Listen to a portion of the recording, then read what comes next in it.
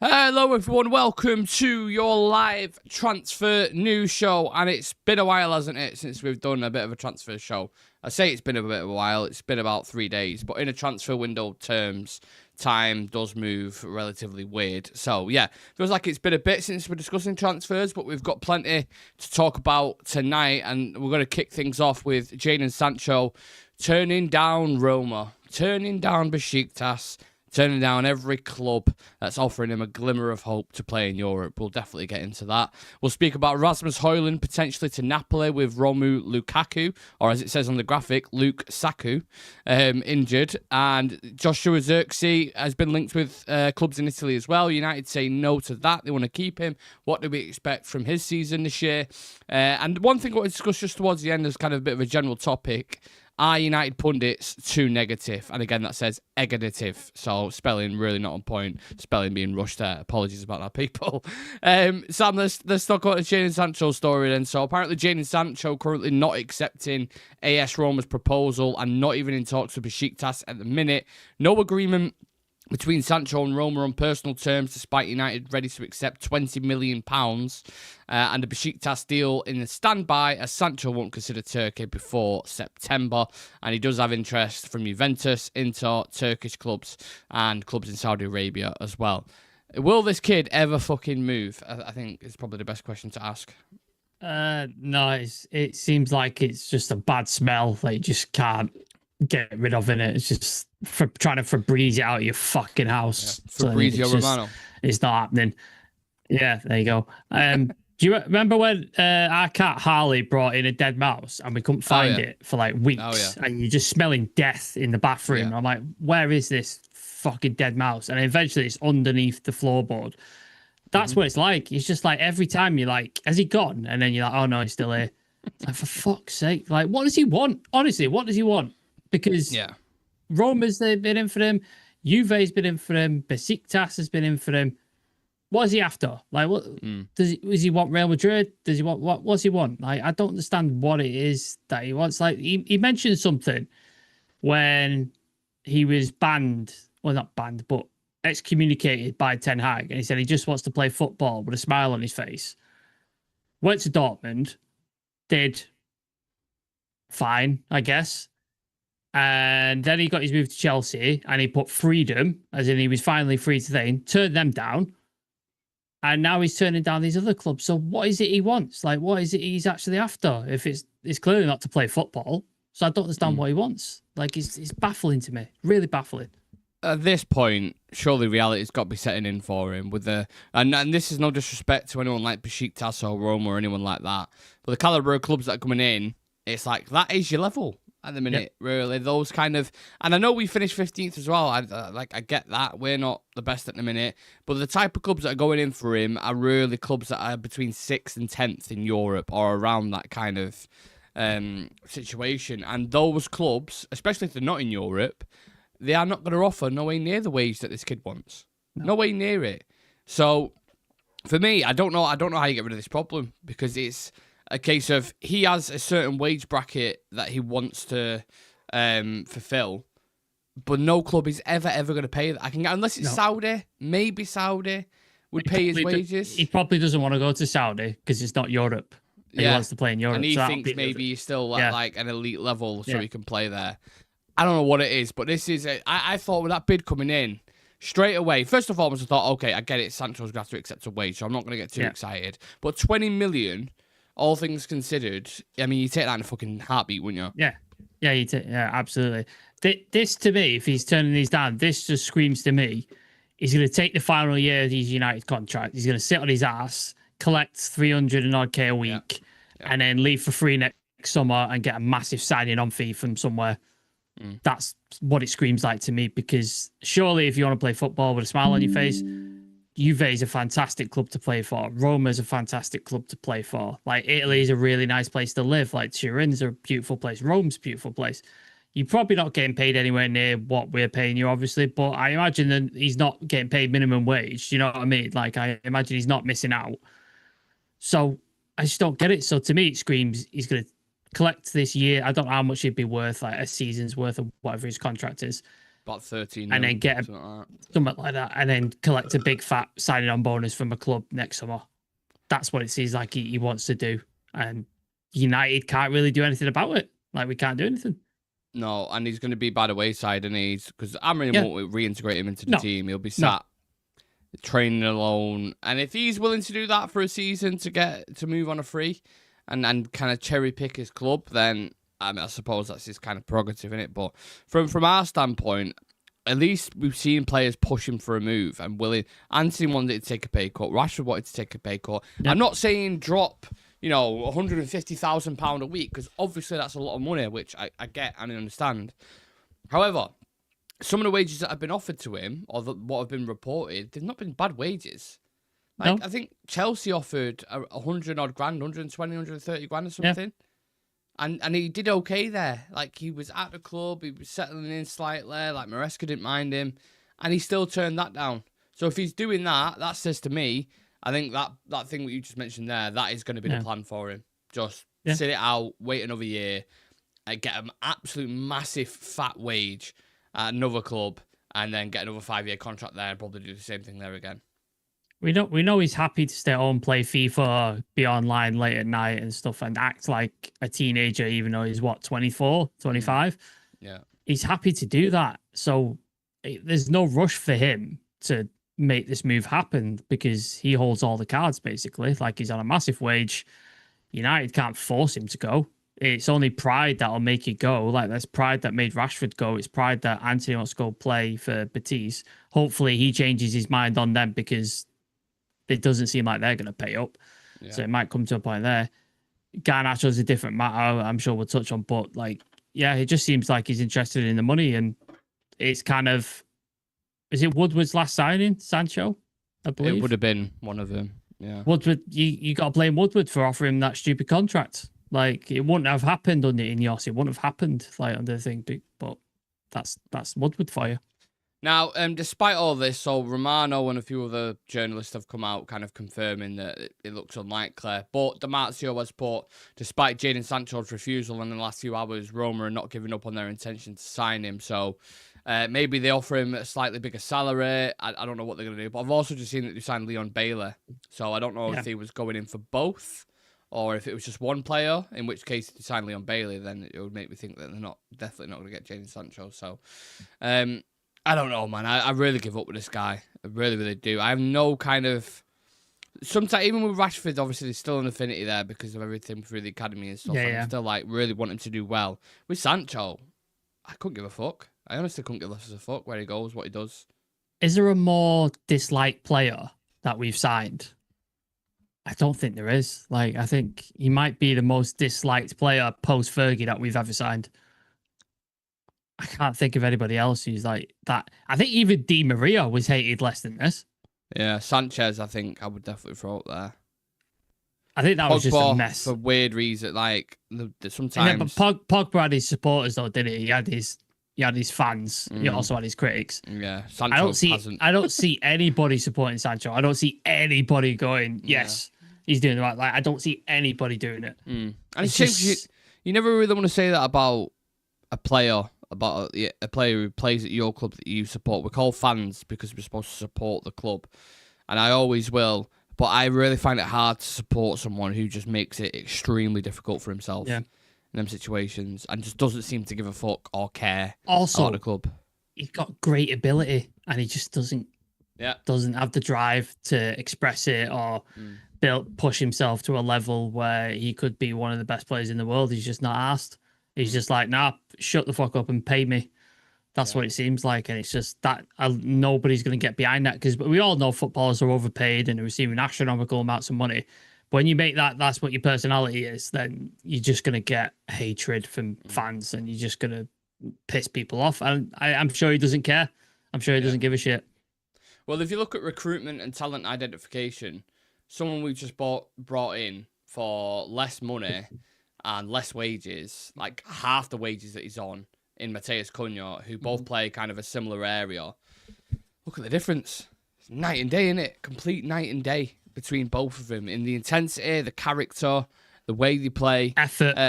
It's just everything. everything's just miles different. And those signings can set you back so much. Because if you invest right, sometimes players don't work out. It happens at Chelsea all the time, right? But even still, then they go pick up like 40 million quid for him. But they try, don't they? Like they try. Yeah. They're not downing tools. They're not like uninterested or anything like that. They try. Like they try the best. They just might not be good enough. Like that's just what it is. Yeah.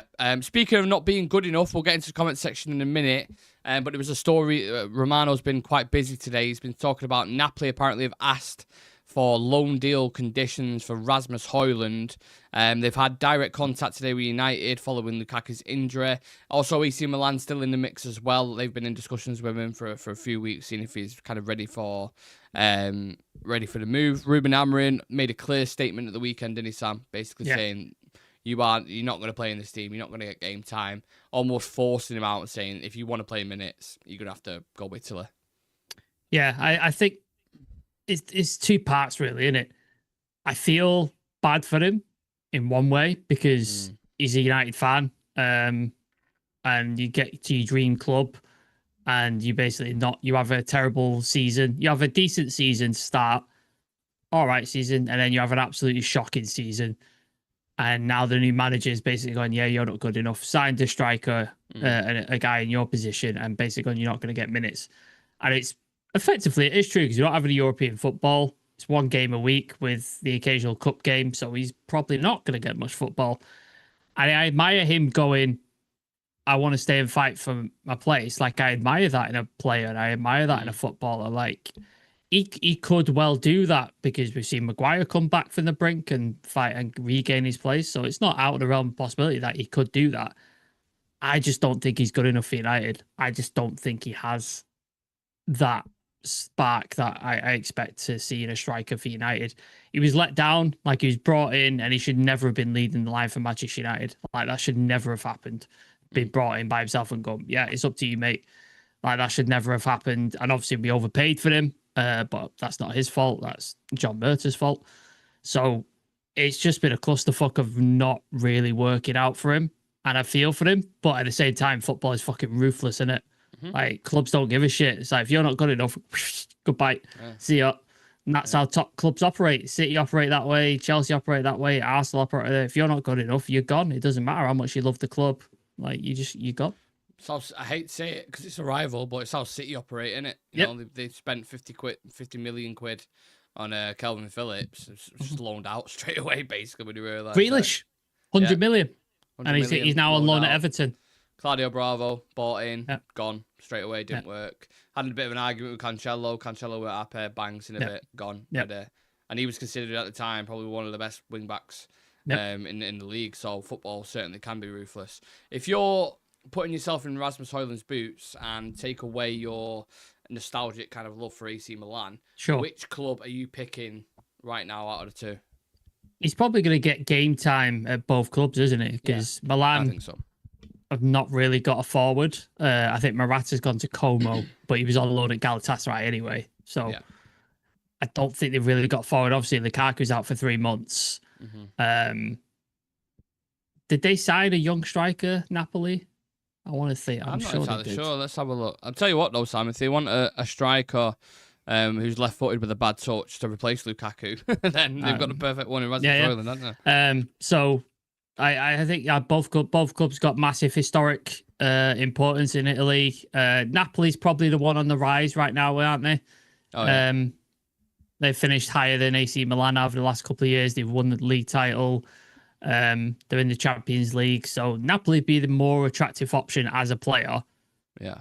My personal bias aside, like, I think Napoli's the more attractive option if I was Rasmus Hojlund.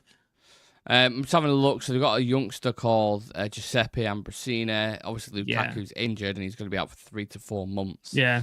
Roughly. You've got Lorenzo Luca they bought for 20 million. Luca. That's who I was thinking of. Luca. Yeah. But yeah, obviously it seems like they need slightly more, especially for a team who has just won the league. They're not going to want to start kind of slow starts to the league, are they? So No.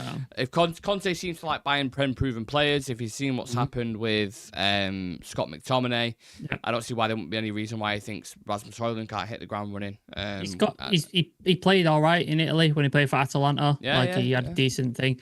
I know they went in for Zirkzee, didn't they? As well, it's been reported, but United have flatly turned them down, which I like because I want to keep Zirkzee. Yeah. I was going to ask you, if they did come and buy Zirkzee, what is the price you would consider? What do I think his market value is now, or what? No, like accept? What price would you go? All right, I think I'd let him go because that would enable us to say go buy a goalie or go buy a midfielder. I don't know. It's a good question because I still think there's a player there. That's what I mean. That's the question. To work with. However, where is he going to? Where long term? Where's his position? It's going to be the alternate to Sesko. Sesko's going to be Plan A, isn't it? Zirkzee will be Plan B. Yeah. I imagine that's going to be the role. So, I would say, if we got offered over 50 million for Zirkzee, I would consider selling him. Yeah, because that would allow us to go get a goalkeeper. That wouldn't happen as well, though. No, I know, but do you know what I'm saying? Like, if Napoli want him that badly, it'd be like 50 million. And you could take him. It's tricky because I see it at times in the game where he takes the ball under pressure and he's so good with it. Yeah. No, I agree. I want to keep him. I I absolutely want to keep him. But I'm just saying, sometimes you have to let somebody go to retool the rest of the stuff. For him. Yeah, 100%. Yeah, I'd take 50 mil for him if it means going to get a midfielder or something. Because I think you saw from the game, is it yesterday the game? Wasn't it? Yeah. Fucking hell, it's been a long day. I think you saw from the game yesterday that sometimes if we want to play a system where Mount drops in and then Cunha and Mbeumo be the partnership, and they could switch it up. There's plenty of options there to do that. So it wouldn't be the worst thing in the world. But I think if you got that amount of money for him, and you could go get someone decent in the team, whether it's a goalkeeper or a centre midfielder, I think I'm taking that all day. Like you said, you've got to be ruthless in it. Yeah, you could chuck it towards Belieber, maybe get the March and get him this season. Yeah, rather than wait till next season. Yeah. Well, I mean, Brighton weren't even offering a fucking price, was there? They weren't even saying like what they were selling for. The reports were like 115, I think I saw dotted around. Which but I'm just saying maybe you could offer a more attractive package to Brighton, like installments and what have you. Because we're not getting, like, it seems like a loan deal for Hojlund to bring it back to Hojlund. Yeah. I don't see us getting a fee for him, personally, because Italian clubs just don't like to buy for a lot of money anyway. No. And what they'll see as an opportunity is to bring him in if he hits the ground running and starts playing like he was originally when United bought him, then naturally his value will shoot up anyway. And then they only have to pay the money with the loan fee knocked off. So you're talking like 35 million quid for a striker who's flying. So, I mean, if I'm Rasmus Hojlund, I'm picking Napoli all day. I'm just going there. Chance to win a title, just look at McTominay. Yeah. Look at what McTominay's been through. He was kind of a bit of a squad player at the time, coming in and every now and then. Playing the Champions MVP and won the league. Playing the Champions League where Hojlund has actually been pretty good. Was one of the top scorers in the Champions League. Yeah. So great opportunity. Really, really is. I'd consider it. Right, I hope he smashes it. I hope he smashes it as well. Like if he does go, genuinely, I hope he does well. Yeah. And I'll say that with most United players except Jadon Sancho. But I hope he absolutely smashes it if he does go. And I'll definitely be keeping I always keep an eye on Napoli now anyway because of Scott McTominay, but that'll give me another one to sort of keep an eye on. Absolutely, yeah. Alex saying, I think he wants Dortmund, but they string along and never pay for him in relation to Jadon Sancho. If he goes back to Dortmund, that is just embarrassing, isn't it? It really is embarrassing that. Like, 2 times on loan and you play for him permanently. That, if there's anything... That's a shiny example of how your career's gone. That's it for me. I mean, same thing happened to Pogba, didn't it? We let him go for free. We paid 80 million to bring him back, and then he went for free back to Juventus. Yeah. Obviously, the drug doping thing is a separate matter, but and now he's playing in Monaco on a 1-year deal. Career goes to shit. Elise Di Maria and Sanchez had the decency to leave, says Alex. Tevez maybe, yeah, Tevez, but that was we said post Fergie, I think. I think Tevez was hated because he left, not hated at United. Yeah. I'd love to read the text between Sancho and Garnacho. I wouldn't. Definitely would not. I'd lose my head. Tim99, maybe mentally Hojlund doesn't want to go back to Italy. I get that, yeah. I can see that, but then do you want to take a chance in Napoli in Champions League football, or do you want to sit on the bench at United? Yeah. Where the new strikers just walk through the door. He's the new shiny thing. You're the wayside. I mean, he's starting Mason Mount at the 9 over him. The coach has told you you're not getting minutes. On Sunday, you weren't even on the bench, even though you're fit and available. Yeah. And he started, like you said, he started Mason Mount up top. Like, come on, lad. Like, you're not going to get minutes. Like, unless there's a massive injury crisis where Cunha, Mbumo, Mount, Sesko, and Cheeto all go out and Bruno can't play up top, then you're probably not getting minutes. You might get a game. Yeah. But with no European football, it's just King Carabao Cup, FA Cup, Prem. And we've got a lot of players in those attacking areas. Neil saying, did see club did fans, big queue outside trying to get round. A lot of fans come from abroad. Yeah. Did not get in the ground. Half time, one man came over from Australia. Ticket on phone was not working. Nothing can do. I've not seen anything about that. Yeah, so because United keep fucking with this ticket system, don't they? They keep changing it up. So apparently there was a thing on Android phones where they didn't tell basically Manchester United fans that, you needed to update the app in order for the ticket to work. So loads of fans got there and the ticketing app wasn't working. So there was queues outside for ages for fans getting in. Like, so there was people who queued up from like, I think R3 or something, and he got in just as it kicked off. So it was like an hour outside. So yeah, ticketing just absolute mess on a Sunday apparently. I think Old Trafford can be a mess at times just to go into a game day. It can be, honestly, some of the shit there. Toilets, connection, fucking tickets, food. Yeah, hopefully it all gets sorted with the new stadium in a few years' time, but we've got a bit to wait before that can kind of happen. Speaking of the game on Sunday, Sam, I wanted to kind of finish the show with a bit of a discussion, kind of 5-10 minute discussion. I've seen a lot of clips after the game against Arsenal, and a lot of the usual ex-United, well, not ex-United, but you know what I mean, like the kind of ex-pros at United pundits. I don't know what's the correct word to use for them there. Your Roy Keanes, your Gary Nevilles of the world. And I just felt like, I don't know, after it, when we did the review, we seemed to be not buzzing. Obviously, no one's ever buzzing because they've lost the game. So the 3 points are the most important thing. But I just thought there was clear improvements in the team, in the style, in the way we played, the way we defended, everything. It was just clear improvement across the board. And when I listened to him after it, the feedback, it almost seems like they're the exact same as last season. And for the life of me, I couldn't figure out why he was being so negative. I get that they're built on winning and standards. But surely there has to be some perspective here. It just seems like when it comes to United, the media is about negativity. And they realize negativity gets clicks in terms of like, that's football. Is that what the show is called? Stick to football. Stick to football, yeah. Stick to football and that kind of stuff, and the fan debates and all that. Negativity sells. People, like, if you put in a headline, United, another shocking defeat, or United falling, or whatever, that people will go watch that. People are interested in it. Yeah. If United are doing well, or you just go, yeah, really interesting how United tactically was sort of set up. Like, H from the Overlap Breakdown did a really good video. Statman Dave did a really good video as well on how United Alcott as well did a really good Alcott as well, yeah. How United nullified Arsenal and basically pinned them back and sort of negated what they were trying to do. So these are really interesting, but I imagine the average casual fan is just not like, I'm not going to watch that. I'm not watching that. See Rashford miss a sitter or just those kind of Paul Scholes and Roy Keane are slagging United off. I watch that. That's what it is, isn't it? Negativity sells. Like, negativity is what gets clicks. And we see it in fan media as well. We're some of the biggest on this platform. Negative, toxic, horrible people who push an agenda and want to just try and ruin clubs, players, fans, and all that sort of stuff. That's what sells, unfortunately. Unfortunately, that's what it is. And Roy Keane's always been a slightly cynical man anyway. So I kind of expect it for him, but I expect more from, like, Gary Neville and Paul Scholes and stuff like that. I expect more from them, but they're just not. The only former United guy who I listen to and go, he's spot on, is Owen Hargreaves.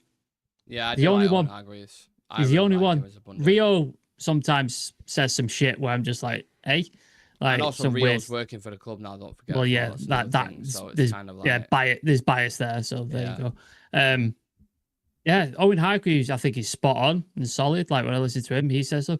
And then everybody else just seems to have a dig at United. Do you remember when Thierry Henry was just having a go at Lenny Otto for his defensive thing? Like, why? There's no need. Like, there's no need to do that. Jamie Carragher's done it a couple of times, and Gary Neville and stuff. It's just, I'm really sick of the pile on United year after year after year. Yeah. Like, if it was critical and constructive, I get it. I understand it. And Jamie Carragher does do, to his credit, he does do that well sometimes. He does do it well. But everything else is just like, Matthijs de Ligt had one of his best games for United. Did Paul Scholes mention anything? Probably not. Probably didn't say a fucking word, did he? No. Considering he was the one who said, I don't want to sign him. Like, he's not good enough. So, yeah, it's the way it is, unfortunately. Like, I don't like it, but what can we do? It's weird for me because I just think, put that performance yesterday up against the majority, probably 90% of the games that we had last season, and it is so leaps and bounds ahead of it. It's and you can go into any kind of tactical aspects of that. Even the midfield, which we've all been going on about. Bruno and Casemiro were much better at the back. We said it in the preview. We said we're going to get steamrolled by Zubimendi and Rice. They're going to steamroll that midfield, and it didn't happen. No. Like, it didn't happen. Zubimendi did nothing. Yeah, nothing. Like, he couldn't get going, couldn't get the rhythm going. Every time he was on the ball, we was on him like a pack of dogs. Yeah. The back three was really well balanced. I thought De Ligt, Yoro, and Luke Shaw did really, really well. Shut Saka out. Saka just didn't get a sniff of anything. And I think it was also a case as well, not to be too over like red tinted glasses, even though I've got red tinted glasses on. I think Arsenal weren't amazing. Like, no, they weren't good. Surprised me a little bit. They weren't good at all. How bad they were, right? I also think, and I know it's probably too early to say this, I don't think Gyökeres fits the way they play at all. No. I don't think he stands out like a sore thumb. Like, it's just so doesn't fit. Like, I think they looked better once Havertz came on. In my opinion, I think they look better and more effective. You watch any of Gyökeres' goals in the Portuguese, they're all on the transition. Yeah. All of them. Arsenal don't play that way. He's not a penalty box. They need like a Rude or an Ollie. Yeah. That's what Arsenal need. Yeah. Gyökeres, for me, it's very early doors. I really don't want to do it. Yeah, exactly. Yeah. If you're scoring 60 goals, I don't care who you are, you're a vitality striker. You're going to score wherever you go. But maybe the expectations for him initially with Arsenal fans, with him coming in, were like, oh, he's going to do the exact same for us, or he'll be the top goal scorer. I certainly don't think he'll be the top goal scorer. No. I don't think he'll be in that conversation. But I think 15 to 20 goals, maybe. I think Steve Howson made a really good point. He said that Arsenal game came too soon for United. I think if we had that Arsenal game 5 games into the season and we still play like the way we do, I think we beat them. I think we win that game. It's interesting, isn't it? I just think it came too early. Like, the system's still working it out, and we're still getting to grips and like working all that stuff out. Sesko's not been fully integrated yet. I think 5-6 games down the line, I think we win and we beat them.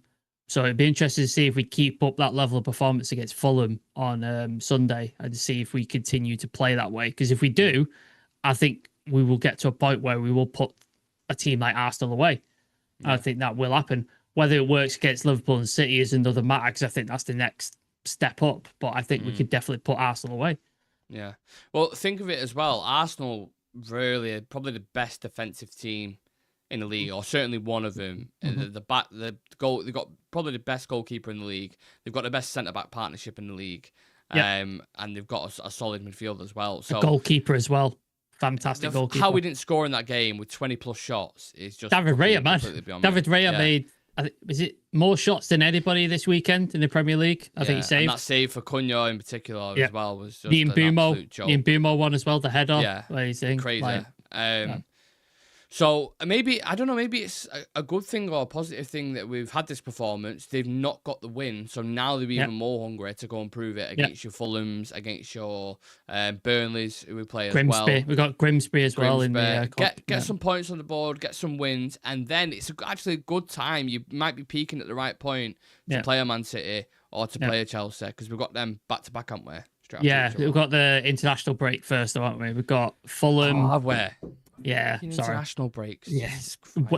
Honestly, if I could get rid of one thing in football, it'd be that international breaks. Just times pointless. Just no one cares. Pointless. No, about nobody watches it. International football. Nobody watches it. We've only just got the Prem back. We'll go for a break again, man. Nobody watches it. But yeah, I think it's Fulham and then Grimsby. I think they're the next 2 games, and then it's the international break, and then after that it's Burnley, like you said, Chelsea, City. I think. Yeah. So based off that, I'll get into the comments in a second. But based off that performance, who's absolutely has to start for you in the next game? Cunha, obviously. Mbumo, definitely. I think Mason Mount's early spot, but where'd you play him? Where'd you play him? Do you know what I mean? Like, where'd you play him? You're not going to start him over a £70 million striker you just bought through the door, right? No. And you can't drop Mbumo because arguably one of the best players. You're not dropping Cunha because he was phenomenal. No. He can't. I don't think he could play the 8 like Bruno. I don't think he can play there. He's not a 6. No. So it's like, where'd you play him? I don't think he deserves to be dropped. I wouldn't mind seeing him in there just to see how it goes. Just to see how he gets on. Try it against Grimsby. That might be a good time to try it. Yeah, give it a whirl. Give it an experiment. Do something. Yeah. Because he needs to be on the pitch. When he's playing like that, he's clearly an integral cog. Yeah. But he just needs to find a permanent position for him. Sorry, who else? Cunha and Mbumo. I think Mason Mount deserves a shot. Delite was fucking ridiculously good. I've been a little bit critical of Delite. Yeah. Recently, more so. I don't know. I just want more from him. I feel like he always puts like a 6 or a 7. That was an 8, though, wasn't it? Arsenal. That was an 8. Yeah. Yoro, I just think is the first name on the team sheet every fucking week because the guy is just class. Like I can't say enough good things about Lenny Yoro. Dorgu impresses me. I still think he got some work to do defensively, but I think going forward he's excellent. Yeah. Dallo, man, is a problem, innit? It's a problem. I don't know what you do there. Though, I didn't mind his performance. I didn't think he was bad against Arsenal. He doesn't offer enough going forward for me. Just don't offer enough going forward. Yeah, obviously you saw the difference with Ahmad when he came on going forward. But then I think the reason why he started Dallo was because sometimes nullify Arsenal. Yeah, can switch off a little bit. So I didn't mind it. But he's not. I think most of the team is probably good. I think I'd probably start them. Midfield did well. I think they did well, surprisingly. I didn't expect them to. Ugarte can't start. Please don't start What about Ugarte. Mainu, though? When's Mainu going to come into this? Looking back, I would have put Mainu on instead of Ugarte because we're looking for a goal. We're looking for a goal, and he is a threat and a danger. Yeah. He can create stuff, so I would have done that. So maybe that's an option against Fulham. Maybe we try that. Like we bring Mainu on, and then goalkeeper's a problem, isn't it? It's a fucking problem. Yeah. Like, do you put Bayinde back in there after what he did? Do you put Onana back? Do you put Onana back in? Do you play Tom Heaton? Like, what do you do? Yeah, that is for the manager. That is a headache that you don't want in it. Really. Yeah. I don't think he'll ever play Tom Heaton. I just think he'll forever be the third. Probably not. I think it'd between Altai and it'd be between Onana. I think Onana maybe comes back into the fold against Fulham and then see how it. But knowing him, he'll probably make a mistake, won't he? First game. I can't, man. Honestly, I don't need to see. I don't need to see Iwobi hitting a tame shot and then him letting it slip underneath him. I don't need to see that. I know, but I'm just saying this is what happens, doesn't it? It happens. It always happens. Yeah, I was worrying as well because I was listening to Talk the Devils before, and Laurie was speaking about the goalkeeper situation. He was like, I just see it being impossible unless they move Onana on. And there's just no one's interested. He's not. I know, and he doesn't want to go either. He don't want to go. No one wants him. So they're not going to bring in another big goalkeeper on top of the 3 goalkeepers that we've got. No. Which means, strap in. There's going to be so many games where we're going, yeah, we played really well. The goalie cost us. but the goalkeeper cost us the game because of a stupid mistake, or he was too weak on a corner, or he fumbled the ball. And I'm really not. I really don't want to go into a season with that, but we don't have a choice, do we? I suppose. We were never going to solve all those issues this summer, unfortunately. Like, we were never going to fix goalkeeper, striker, midfield. Like, we're never going to do all of them. And it seems like goalie is going to be the one that we do not fix, unfortunately. Yeah, it's not good. The performance is all well and good, but it's the same old. Can't put the ball in the back of the net, and a mistake cost us. The overall performance was great, but it's another loss added to the stupid amount. Yeah, I seen some people kind of putting those stats about. Again, I saw that on the overlap as well with H, talking about Ruben Amorim's 15th loss, is it, or something? Yeah. Or in the league, maybe, like one of the worst ones, which I get it. Look, the stats don't lie. It is what it is, but I really, really think perspective is important here. That performance against Arsenal, you cannot overlook that. We absolutely dominated the game at Old Trafford. And had Arsenal come and done that to us at Old Trafford, and we played the way Arsenal did and pinched one off a set piece, people will be talking about it like you're lucky to get out of that game with 3 points. Well, very lucky. Do you remember that first game? Was it Wolves, I think, where Onana just basically annihilates... I can't remember. Punch someone in the face. Yeah, just basically just takes him out, and we scrape a 1-0 win. And people are, you're lucky. Yeah, you're lucky. You got like away with it. Yeah. You can't win, can we? Like, if we win lucky, we're shit. If we don't beat Arsenal but play well, we're shit. Like, unless we absolutely steamroll a team, we're just not good. Like, that's basically the state of things. Nats Neil Testfu says, why all these clubs want to sign this shouty, I don't know what that emoji is, shouty dog. We should terminate his contract. Not about Jane and Sancho. David saying Mount played really well, but we need Sesko in there. Would he play Mbumo at right wing back? I think Thomas Frank's done it before at Brentford, so I don't see why not. It's more, rather than being like a certain position, it's more like a fluid kind of. When Ahmad's playing, there's an understanding between them both. Like, sometimes I'll drift in, Mbumo drifts out. It just all depends on the partnership, whoever they're playing with. Do you all think that not having European football is a blessing in disguise? Because I don't rate Gyökeres. Sam? I think so.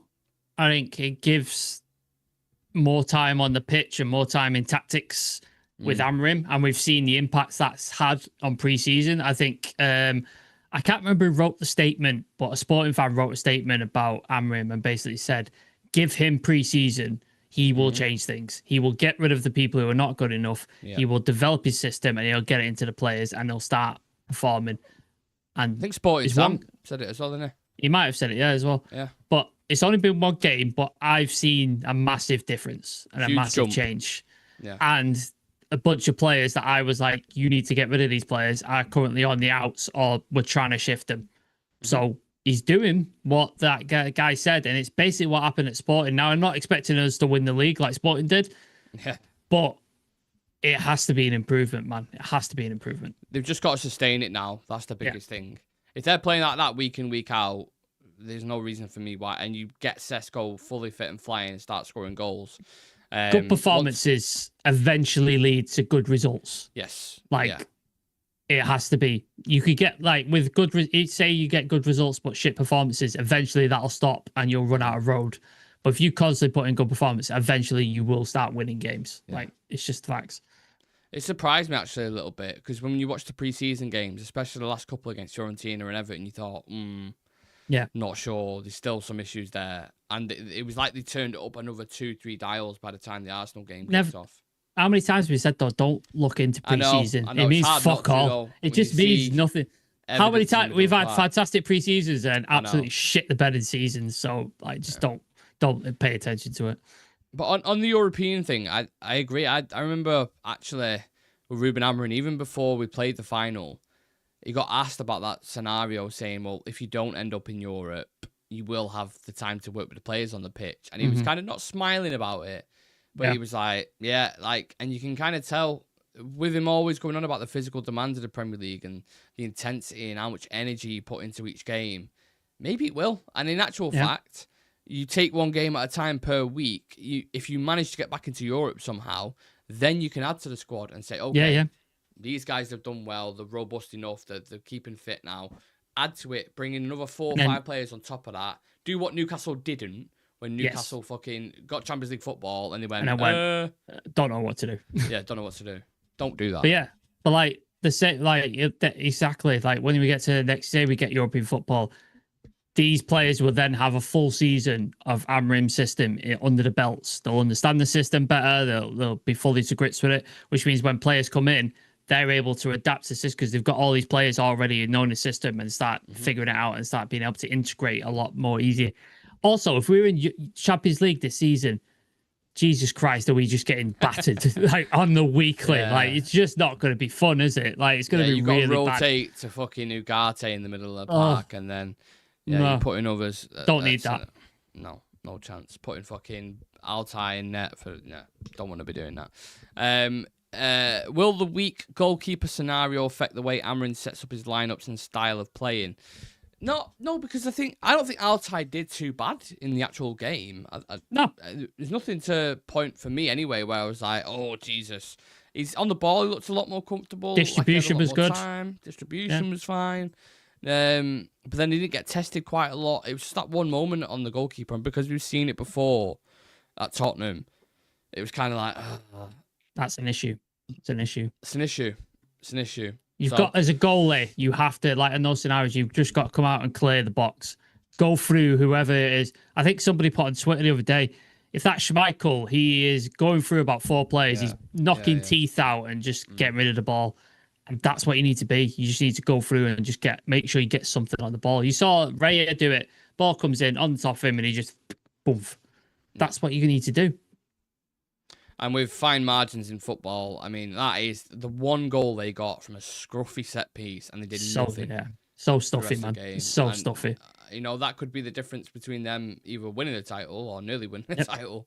At the end of the season. I guess we'll have to wait and see and find out. Now, for any further updates on transfers, make sure you keep an eye on our Instagram, X, and TikTok, all the socials, bottom right-hand corner of your screen. All the handles are there for you if you want to drop us a follow. Subscribe to the channel on 24,712 subs at the minute, so very, very, very close to 25k, which would be a really nice milestone to hit. Anything else coming up on the agenda, Sam? No, I'm speaking to a guest about possibly on Wednesday or Thursday, so keep your eyes peeled. That might be happening. And then there's another guest possibly in the next couple of weeks as well. So, yeah, I'm working on some stuff. Merch is on the way. We are working on it. Me and Nick are working on it together, so you will see that soon. So, yeah, keep your eyes peeled for both of them because we'll probably announce it on the socials or on the YouTube when it does happen. So make sure you got notifications set on because we'll announce it when they're ready. Yeah, there you go. Enjoy the football, people. Don't forget Everton versus Leeds on Monday Night Football. Yeah, enjoy it, and we'll see you tomorrow.